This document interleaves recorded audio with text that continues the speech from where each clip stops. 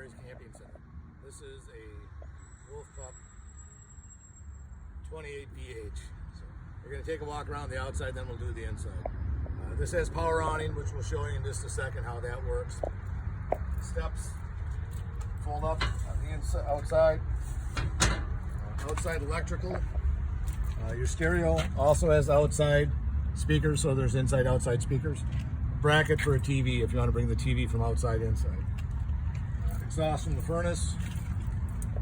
Newer Goodyear tires on the bottom, or new Goodyear tires. This is a service port for the refrigerator, which you should not have to get into.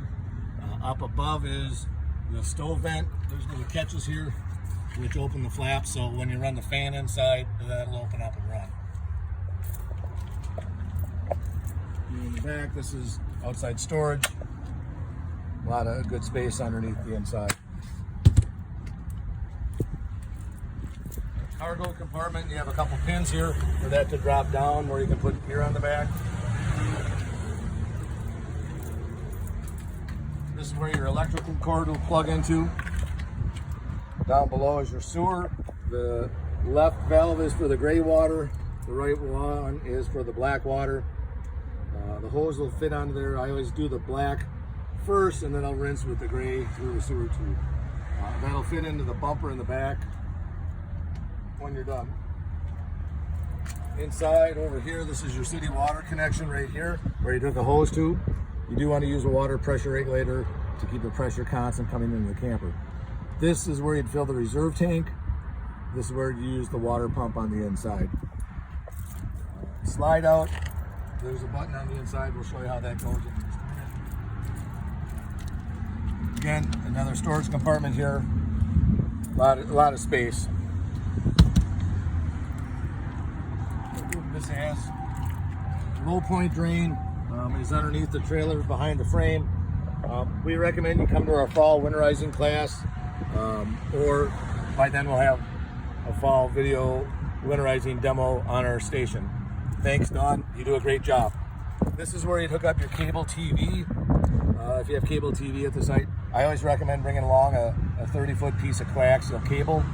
A lot of campgrounds now have cable TV at the post. Hot water heater. Inside, it's a push button light. Up here in the front, you have dual batteries, 2 propane tanks with an auto switchover regulator. Up here in the front. If both tanks are open, it's going to run off the tank where the arrow is and then switch over to the other one. I usually like to run off one tank only and then open my other tank manually. So that way I know there's gas in the second tank. Number one piece we sell at Jerry's Camping Center is this white piece right here. You put it back.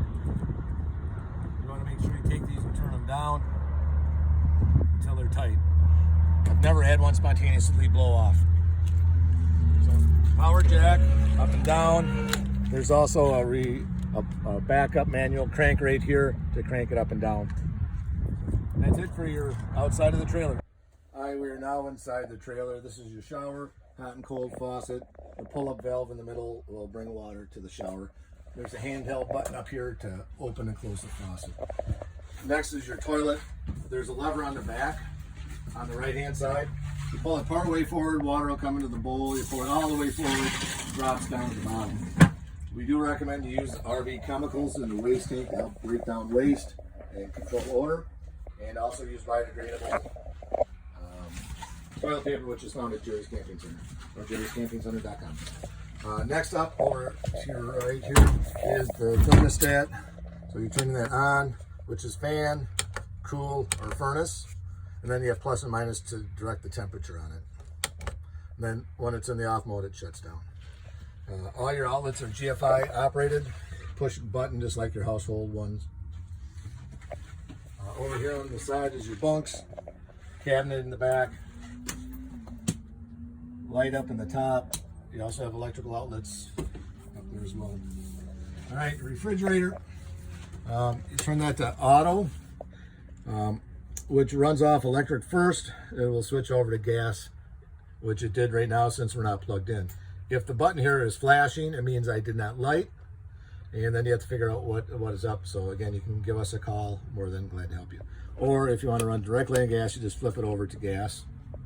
The buttons here are for your adjustment, hot to cold. Higher the number, the colder it is. Stove, each time you light it, you have to light it with a match. There's no pilot light to it, so get a nice gas lighter. Microwave, just like a household one. Easiest way to tell if I'm plugged in, which we're not right now, you'd see numbers up here on the top. So if you're not plugged in, the microwave will not work. Water system works two ways. One is if you're hooked to the hose or a pump, and I'll show you where the pump switch is in a minute. The pump will take the water from the reserve tank and bring it in. Down here is your power converter box. That's where your fuses and circuit breakers are. The fuses are for 12 volt. The circuit breakers are for 110. Continuing on, this is sort of the brain work of the trailer. This is for your slide out, in and out. And you can see the slides coming out right now. Push it the other direction. It'll come in. Right now we're running off battery. When you're plugged into 110, it recharges the battery on the front. All right, your awning, you have extend, retract. Extend means going out. Coming the other way, it's in. I always tell people if they think it's too windy for the awning, it is, so please roll it up. These are interior light switches for the ceiling. This is where your water pump switch was. This is to light the water heater. If that little red light is on, it means it did not light. In a second, that should go off to let you know that the water heater lit. So we're gonna leave it there for just 1 second, maybe a little bit longer, but that light will go out.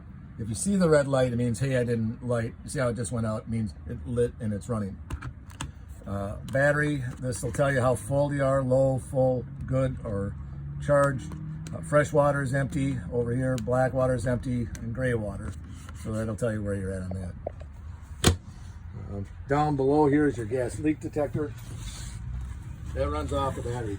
If you ever have a gas leak, it's a very loud alarm. If your battery in the front is low, it just chirps to let you say, hey, no, I'm not working. Over here, this is the controls for, keys for your camper. Over here are the controls for the jacks. So what you do is turn it on. And then just follow the instructions in a second here. It's a multicolored, so what you want to do is hit select and push, and then we're going to hit the select button. This is going to be to run the slide in and out. That's going to, and then hit select. That's going to be your front jack up in the front. This will be the rear. Raise and lower is going to be by the arrows up and down. So it works very nice. You can also use your awning with the remote to raise that in and out as well.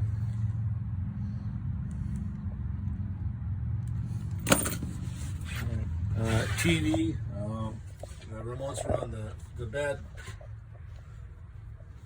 I always tell people, if you ever have problems with a television set, find the youngest teenager or middle school around. They'll do all sorts of stuff on the radio, but they're both remote controlled and they work nice. Going into the bed, again, you have a couple lights going over the bed, and then you also have a carbon monoxide detector. And you should change batteries in that and your smoke alarm once a year. So that's it. Dan, Jerry's Camping Center. Enjoy your camper.